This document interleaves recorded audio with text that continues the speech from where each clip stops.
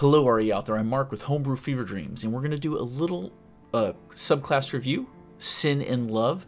They had done an entire wild magic list, 50 items, essentially 1 to 100. And I was just like, man, look at all this. Am I going to read through the entire thing on camera? I'm not. But I've decided what I'm going to do is I'm going to review the subclass, and I'm going to randomly roll 10 of the things listed. Leave a little bit of surprise for anyone who wants to check it out for themselves. It is a pretty good list, though.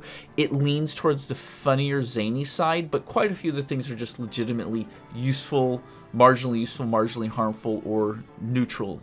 But it is a cool one. It's fun to use. Just get your buy-in from your DM if you try and bring this to the table. Just let him know it's probably for a slightly more fun or lighthearted campaign, but it's not too silly, but a couple of them go that way, so we'll see. But let's take a look at the actual class here real quick. So here we are. This is posted to the r/DnD Homebrew from Sin and Love. This is the Chaos Domain, a cleric subclass revolving around wild magic, plus one new sorcerer spell that obviously this cleric has access to as well. So the Chaos Domain. Gods whose portfolios include the Chaos Domain are Tymora, Beshaba, Talos, Set, Loki, Anasi, and Umberly. They include gods of mischief, whimsy, fortune, and randomness. Their clerics are an unpredictable lot who rarely behave consistently from one day to the next, who with motives and goals as wide-ranging as sowing discord, playing dice with life, general mirth, or simply acting on the whims of their god's own amusement. So, this is just people trying to have fun and or cause chaos and harm. It's one or the other. Domain spells. So this cleric will get at level 1 Chaos Bolt in Color Spray. Level 3 Mirror Image. Nether's Mischief. I honestly don't know what that one is. Blink. Enemies Abound, level 5. Level 7 will be Confusion and Storm Sphere. And finally, level 9, you've got your Chaos Beam, which is the homebrew spell right at the bottom. We'll read that. And Animate Objects. So here we are. The Wild Magic Surge. Starting at first level, your spellcasting can unleash surges of untamed magic. Immediately after you cast a cleric spell at first level or higher, the DM can have you roll a d20. So you don't have to roll, which I like, in case there's a moment where it's just not quite appropriate or whatever. But in general, you'd want your DM to be having you roll that wild magic dice most of the time. It's not going to come up that often, because if you roll a 1, then you roll a d100 to check the results off the Cleric's Wild Magic Surge table, which we're going to jump back to. So it's only going to happen 5% of the time. If your DM isn't calling for those rolls regularly, it's going to be way less than that. So, yeah. Every time a Wild Magic Surge fails to activate, the DC for activating a Wild Magic Surge goes up by 1 until a Wild Magic Surge activates, at which point it drops back down to 1. So it does increase in likelihood. So the first time it's going to be a 5% or 1 in 20. Second time it's going to be 2 out of 20, which will be 10%. So it'll build quickly till it pops off. Note, Wild Magic Surge table whip will receive dedicated post upon completion. All right, it's not in this post, but we'll get to it. Ways of Chaos. Starting at first level, you can manipulate the forces of chance and chaos to grant an enemy within 60 feet of you that you can see disadvantage on one attack roll, or ability check, or saving throw it is attempting. Sin and Love, I would specify this as a reaction. You don't say that anywhere in the body of the text here, but clearly you're saying, no, I'm going to interrupt what they're doing, so I believe it would use your reaction, right? It's got to take something. Once you do so, you must finish a long rest before you can use this feature again. Anytime before you gain the use of this feature, the DM can have you roll on the Cleric's Wild Magic Surge table immediately after you cast a cleric spell of first level or higher. You then regain the use of this feature. So this again ties into, you can get this more often, this reaction, but it does need your DM to have you make that wild magic roll. Now, whether you pop off wild magic or not, it's going to refresh the Waves of Chaos reaction. So I don't want to speak for Sins and Love, but it's like, when does it happen in the round of combat? On the Cleric's reaction time. On everyone else's turn, except the Cleric. Okay. Channel Divinity. Game of Chance. Starting at 2nd level as an action, you can use your Channel Divinity to harm enemies with raw chaos energy. Roll 1d8. This determines the damage type for your Channel Divinity. We have Force, Lightning, Thunder, Poison, Psychic, Fire, Acid, Cold. Then roll another d8. This determines the number of damage dice to roll, which are d8. So it's d8, d8, d8. But this is very wide range of damage type and damage possibilities. If this comes up as a 1 or 2d8, it's quite low tier. If it comes up as an 8d8, it's pretty beefy. Especially because once you've determined the type and total points of damage your Channel Divinity will do, choose any number of creatures within 30 feet of you and divide it amongst them as you choose. Using this version of your Channel Divinity triggers a Wild Magic Surge. Yeah, I'd say so. I'd say it does. So yeah, on the upper end, it gets pretty powerful, but I know some of the other clerics have the ability to do 2d10 plus like charisma or proficiency or something to any creatures within 30 feet. So there could be like 8 undead around you, and you could deal 2d10, 2d10, 2d10, like massive amounts of damage. So I don't think this is anywhere overpowered, especially because it could go to the low side of only a 1d8 or 2d8. So I think going for chaos, the theme, I think this is right on there, and I don't think it's overpowered. I think there's that chance you get a really strong shot, but it's not going to come up real often, let's be honest. You only get the one Channel Divinity early on. So, Rampant Chaos. Starting at 6th level, you can drag others into your World of Madness. As a bonus action, you choose an ally or enemy spellcaster within 60 feet of you, which must make an intelligence save, which it could choose to fail if it wishes to. So, you got to think about this. This is an ability that the Chaos Cleric has that they might apply. They might ask like one of their allies, "Hey, do you want wild magic casting?" And they're like, "No." It's like, all right, I guess that enemy wizard there. Hey, you. Make an intelligence save. Let's see what's gonna happen, man. It's like they're like, shit. If they fail, then they must roll on the Cleric Wild Magic table the next time they cast a spell of 1st level or higher. But just on the next spell, not on all spells. So it's like, hey, you want to play? You want to roll the dice? You may only use this ability a number of times per short rest equal to your wisdom modifier. So pretty often, but it's nice that it recharges on the short rest. But again, the idea of this character is that it's meant to be chaos. Crazy things are supposed to happen. Unpredictable things. So staying with the flavor. Potent spellcasting. Starting at level 8, you add your wisdom modifier to the damage you deal with any cleric cantrip. So it's not too much, but you get another option here at 8 in addition to it. Because that's a little on the low end for level 8 in my opinion. But controlled chaos. Also starting at 8th level, you gain a modicum of control over the surges of your wild magic. Whenever you roll the Cleric's Wild Magic Surge table, you can roll twice and use either result. You get to choose. Whenever you use your Rampant Chaos ability, you may also choose to allow your target the same benefit. But you get to choose that. So you could choose that for your ally, but deny it for your enemies, which would make it more harmful to them just by chance. So I like that. More advantageous to you and your allies, more harmful to the enemy. Here's your capstone, Agent of Chaos. Starting at 17th level, your god has infused you with so much wild magic that you gain the following features. Game of Chance now uses D10s instead of D8s. The list of damage types extends to include 9 radiant and the 10 necrotic. That's all the damage types that are magical in nature. And it can do as much as 10d10 damage.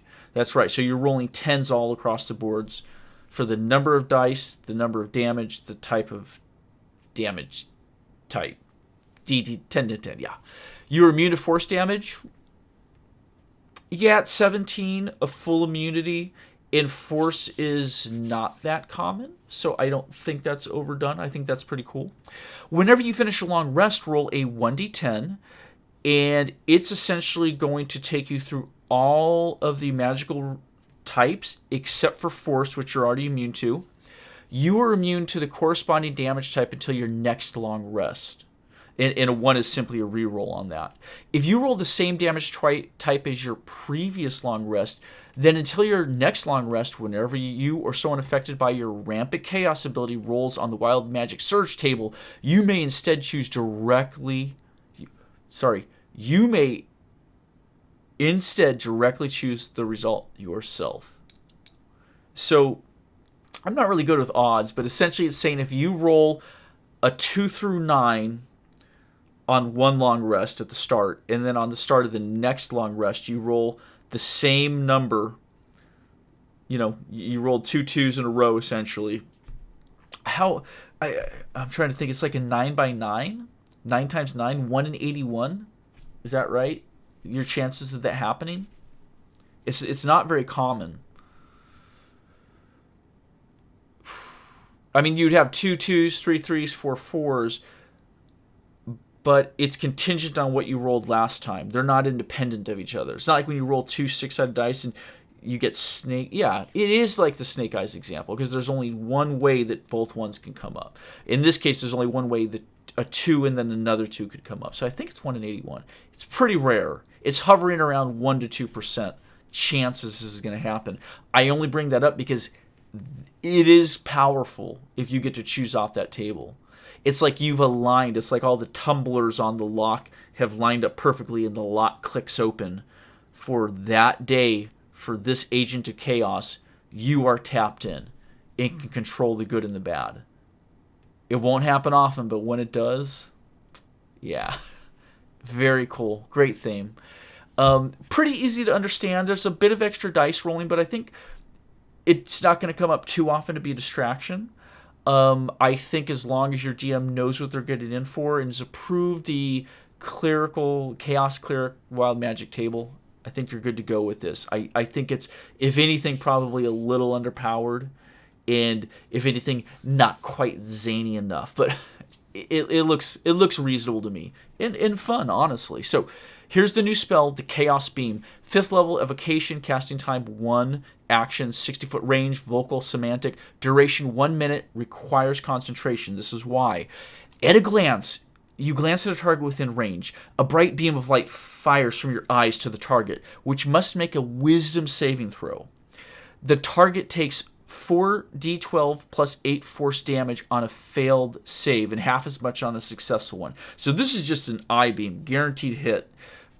Pretty decent damage, although it is 5th level, so definitely not overpowered.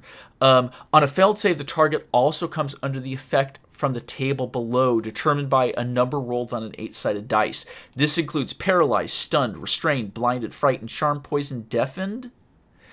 And at the end of each of the target's turns, the target may make another wisdom saving throw. On a success, the spell effect ends. So, the damage is not overdone on this. You're guaranteed some damage, so that's nice. And if they fail, they really run the risk of one of these pretty serious effects coming into play. But they can resist it and eventually break free. So there's balance there. You're not going to necessarily paralysis lock an enemy for the next minute. When this spell is cast with a 6th spell level slot or greater, the damage increases by a d12 for each slot level above the 5th. Also available to sorcerers. Yeah, that's right. The Chaos Beam, Eye Beam, is available to them. So that's it, folks. Let's jump back real quickly to our list here. It's a long list. You guys can check it out on the subreddits. This is Sin and Love. And then here we go. Percentile dice. I've got a 28. Oh, by the way, there's 17 bad outcomes, 16 neutral outcomes, 17 good outcomes. So it's pretty well balanced. We're going to jump down to 28. Your skin temporarily changes color to match the dye you used for the tens digits of this wild magic surge roll, going back to normal after your next short or long rest. This is neutral. And I used a, essentially it is a dark gray with light gray flecks, like a stone, right? So yeah, essentially you'd get like an almost obsidian gray stone effect, marbled. Pretty cool. Next roll. 97.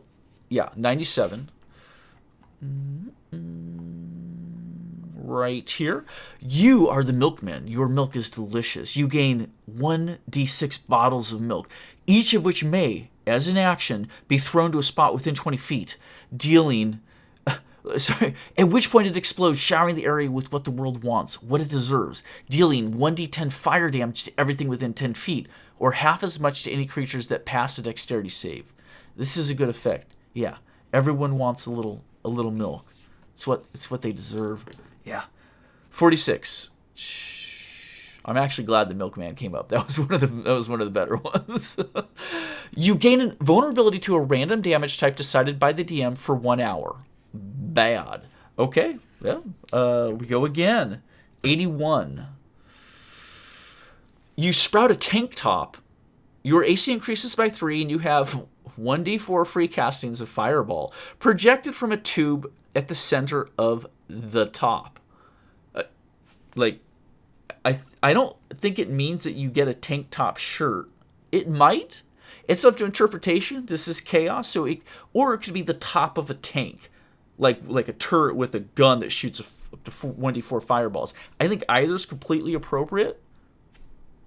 You could have a tank top shirt that out of the collar shoots fireballs. Either way, I think it makes sense. The tank top disappears after your next long rest or when you run out of fireballs. It is good. It is a good effect, especially because you get that +3 to AC. That's pretty solid. All right, we got a few more here. 18. Going back. So there's 50 of them. We're just looking at 10. You fart. All creatures within 30 feet are made aware of your presence if they weren't already. Bad? Probably. Embarrassing at the very least. Yeah. What a 0 would be a 9. I rolled a 9. I'm trying to think of how I do my percentile dice. You immediately begin uncontrollably hyper-salivating. For the next minute, you must first pass a dexterity check using your spell save DC as the target parameter. In order to cast any spells with a verbal component, failing the check means that the spell fails and your turn is wasted. Bad. I would say so. Hypersalivation is less good than you think. 61? Not a 91, 61.